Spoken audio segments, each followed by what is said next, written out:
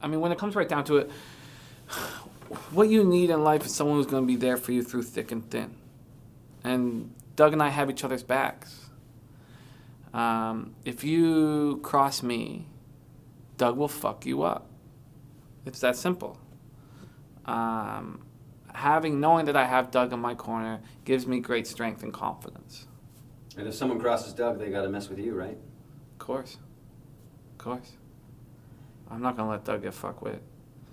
I mean, Doug's a bigger dude, right? I mean, he can usually handle his own physical situations. But people try to outthink him and outsmart him, and that's when I come. He's a douchebag, that's what the world's saying. He's a douchebag, here's how you know I ain't playing. He's a douchebag, there was a vote, it's legit. He's a douchebag, bro don't even give a shit.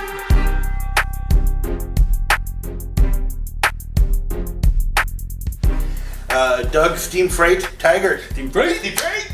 Oh, yeah, I've known Doug for years. I've known Doug much longer than I've known Jimmy. Oh, you knew Doug first? I knew Doug. Doug and I worked together at the post office. Yeah, Doug's a great guy.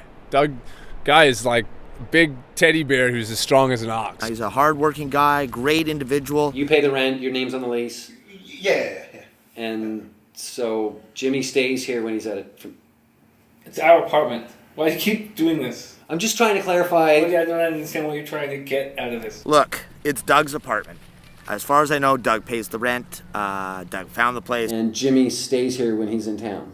Totally, yeah. Right, okay. So I sleep here because it's my apartment. Yeah, well, I sleep here.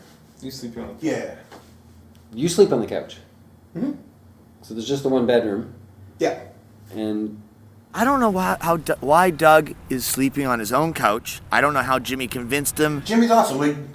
Jimmy was my best friend in elementary school. I think it was about grade 6 or so. Jimmy was getting his ass beaten, and Doug, being the nice guy, rambled over and broke up the fight. And I think Jimmy tells him what he wants to hear, so he's always got backup. We're a team. Yeah. The things that he can't do, I fulfill. Yeah. Like we're survivors, him and I. We're in the. It's a jungle out there, right? And Jimmy's a weed whacker, just slicing through. My mind is a machete. My mind is a machete. Yeah. It's weird. They've got that the cartoon where he's the lippy little guy. Jimmy's the lippy little guy, and he's hopping over top of that big bulldog that's just walking through. So I think Jimmy is right now. Jimmy has never been much more puffed out in his life. So from everything I've heard, Doug has legendary strength. Yeah, there's a few stories for sure about Doug. He used to go around the parking lot lifting cars to show how tough he was at the Dairy Queen after we do our routes. He'd be he could lift 4 cars in a row. So he's just crazy, inhuman strength on this guy. He knocked out a bear.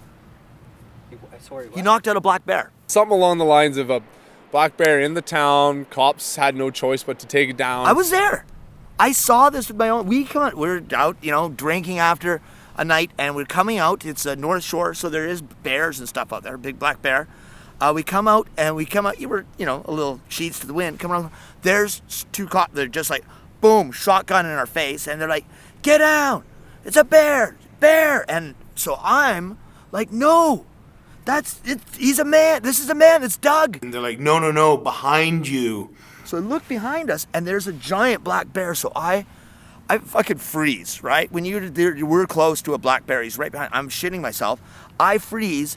Doug starts yelling, "No!" They were gonna shoot it, and so they don't shoot it. No, tranquilize him. I guess he loves animals. They're like, "No, there's no time. We have to shoot him." So he decided he could take the bear down without lethal force. Doug puts up a hand, turns, boom, one punch, down goes this bear, out cold. The cops are like, "Holy fuck!" Everybody comes running. The bear's down. Oh, dude, I'll tell you the secret, right?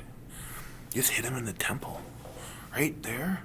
It's like an on-off switch. So he knocks this bear out to save the cops from shooting it. And the cops can't believe. Now the cops don't want to deal with this fucking lunatic because there's going around knocking out bears. So he did save, he really did save a bear. I don't know how bears deal with concussions. I don't know what his recovery time was, but he was still down. By the time they called the SPCA, this bear was still out. The guy said, "We've tranquilized bears that haven't been out for as long as this bear has been down." So, and now, unfortunately, Jimmy doesn't get the beatings he deserves because Doug's usually around. So one of these days, Doug's not going to be around. So Steamfreight, is that what he said? Steamfreight? Steamfreight. Where did that come from? a night at the bar, you know. We're all sitting around. We've all got nicknames. I'm Steady Eddie. There's Jimmy the Bag. There's a bunch of guys from the mail route. So we're all having drinks. Everybody has a nickname but Doug. So we said tonight's a night. I can't remember who says it, but like Doug has to pick his nickname. He's got to pick it right now. What's your nickname, Doug? Like, right now, like whatever you say, the next words you say, that's your nickname. And so I thought about it, right? I've never seen a guy gutturally force a nickname. He was thinking that hard. That's the hardest I've ever seen Doug think. You know, like a steam train, you know, like a freight train, right? They're big, strong, and so I was just and so I kind of combined them, and Steamfreight. And then he just yells out, Steamfreight. Steamfreight.